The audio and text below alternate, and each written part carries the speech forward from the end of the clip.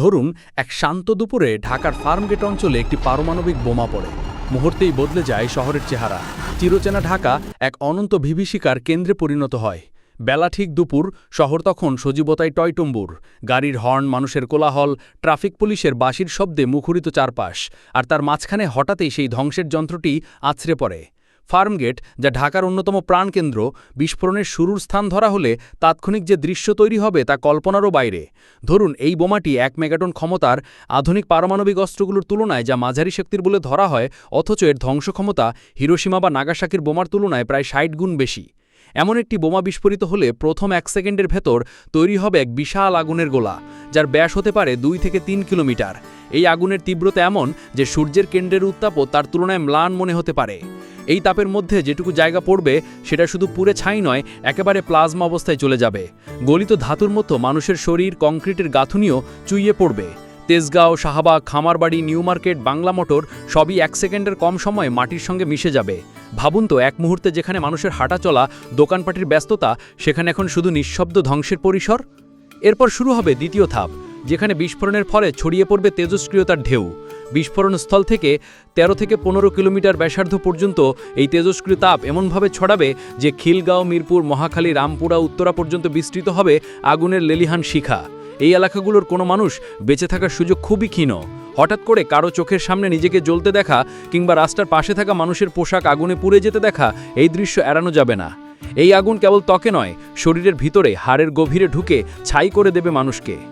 তৃতীয় ধাপে বিস্ফোরণের ফলে সৃষ্ট তীব্র কম্পন এবং শব্দের গতি অতিক্রম করা বায়ুপ্রবাহ ঢাকা এবং পার্শ্ববর্তী 20 কিলোমিটার পর্যন্ত অঞ্চলকে কাঁপিয়ে দেবে। যে কেউ জানালার ধারে দাঁড়িয়ে থেকে ক্যামেরা হাতে কিছু ছবি তোলার চেষ্টাও করতে পারবে না। সেই সময়টুকু পর্যন্ত কেউ বাঁচবে না। কাঁচ, ধাতু, ইট, পাথর, আসবাবপত্র সবই উড়ে যাবে বাতাসে। ভবনগুলো ধসে পড়বে একে একে, যেন তাসের ঘরের মতো। এই বিস্ফোরণের ফলে শহরের পেট্রোল পাম্প, গ্যাস সংযোগ, শিল্প কারখানা যেমন আগুনে ঘি ঢালার মতো অবস্থা তৈরি করবে। ছোটোখাটো আরও অনেক বিস্ফোরণ হবে পুরো শহর জুড়ে, এবং এভাবেই পুরো ঢাকা, দেশের সবচেয়ে ঘনবসতিপূর্ণ নগরী, পরিণত হবে এক মৃত্যুপুরীতে।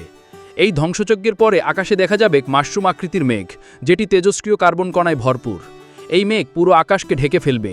সূর্যের আলো পৃথিবীতে পৌঁছাবে না। এক নতুন বিপর্যয় শুরু হবে, নিউক্লিয়ার উইন্টার। দিনের পর দিন, মাসের পর মাস সূর্যের দেখা মিলবে না।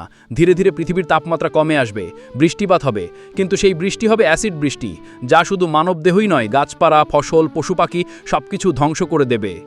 এই তেজস্ক্রিয়তা বাতাসের মাধ্যমে ছড়াবে বিস্ফোরণস্থল থেকে 50 থেকে 80 কিলোমিটার পর্যন্ত।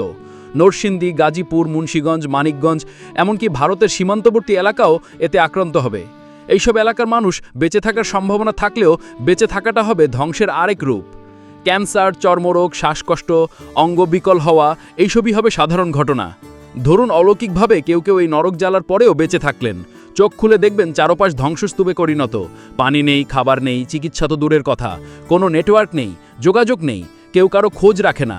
পাশের জেলা বা দেশের সাহায্য পৌঁছানো তো দূরের কথা, কেউ ঢাকায় ঢুকতেও পারবে না তেজস্ক্রিয়তার জন্য। রাস্তাঘাট ধ্বংস, বিমানবন্দর নিশ্চিহ্ন, ট্রেন লাইন উড়ে গেছে, সব যোগাযোগ বিচ্ছিন্ন। এই অচল নিঃসঙ্গ মরণ ঘণ্টা বেজে যাওয়া শহরে শুধু থাকবে ধ্বংস, ব্যথা আর যন্ত্রণায় কাতর কিছু মুখ। থাকবে না কেউ তাদের পানি দেবার, থাকবে না কেউ সান্ত্বনার, এমনকি মরার পর কবর দেওয়ার মতো লোক থাকবে না। চারদিকে শুধু ছাই আর হাহাকার। আর এইসব কেবল 1 মেগাটন শক্তির পারমাণবিক বোমার কথা, অথচ আধুনিক বিশ্বে আজ তৈরি হচ্ছে 1 গিগাটনেরও বেশি ক্ষমতাসম্পন্ন বোমা। এর একটির শক্তি কয়েক মিলি সেকেন্ডের মধ্যে একাধিক শহর ধ্বংস করার জন্য যথেষ্ট। এই অস্ত্রের সামনে মানব সভ্যতা কাঁচের মতো ভঙ্গুর, শিশুর মতো অসহায়। অথচ 2017 সালে যখন বিশ্বের 2/3 দেশ পারমাণবিক অস্ত্র নিষিদ্ধের জন্য একমত হয়েছিল, তখন পারমাণবিক শক্তিধর দেশগুলো সেই প্রস্তাবে আপত্তি জানিয়ে পুরো প্রক্রিয়াকে বাধাগ্রস্ত করেছিল। নিরাপত্তার নামেই সেই দেশগুলো আজও বোমা বানাচ্ছে, একের পর এক পরীক্ষামূলক বিস্ফোরণ চালাচ্ছে, পরমাণু যুদ্ধের প্রস্তুতি নিচ্ছে। এমনকি ছোটোখাটো রাজনৈতিক উত্তেজনা বা ভূ রাজনৈতিক দ্বন্দ্বেও এখন পারমাণবিক হুমকি উঠে আসছে। বিশ্ব এখন এমন এক যুগে প্রবেশ করেছে যেখানে ভুল বোতাম চেপে ফেলা, একটা সিদ্ধান্তহীন মুহূর্ত অথবা কেবল একটি নেতার অহমই হয়তো ধ্বংস করে ফেলতে পারে কোটি কোটি মানুষের জীবন। হিরোশিমা, নাগাসাকির অভিজ্ঞতা থেকেও আমরা কিছু শিখিনি। প্রযুক্তির উন্নয়ন আমাদের কল্পনা শক্তির বাইরে গিয়ে এমন সব অস্ত্র বানানোর ক্ষমতা দিয়েছে যা ব্যবহৃত হলে গোটা মানবজাতির বিলুপ্তি অনিবার্য। সেই মানবজাতি যারা কবিতা লেখে, যারা প্রেমে পড়ে, যারা সুরের মূর্ছনায় চোখ ভিজিয়ে ফেলে, যারা শিশুর ভবিষ্যতের কথা ভাবে, তারাই আজ নিজের অস্তিত্ব নিজ হাতে মুছে দেওয়ার দোরগোড়ায় দাঁড়িয়ে আছে। যে কোনো ভুল পদক্ষেপ একটি রাজনৈতিক সংকট বা যুদ্ধে পরিণত হওয়া ক্ষমতার দ্বন্দ্ব মুহূর্তে পৃথিবীকে এক প্রমিত শ্মশানে রূপ দিতে পারে।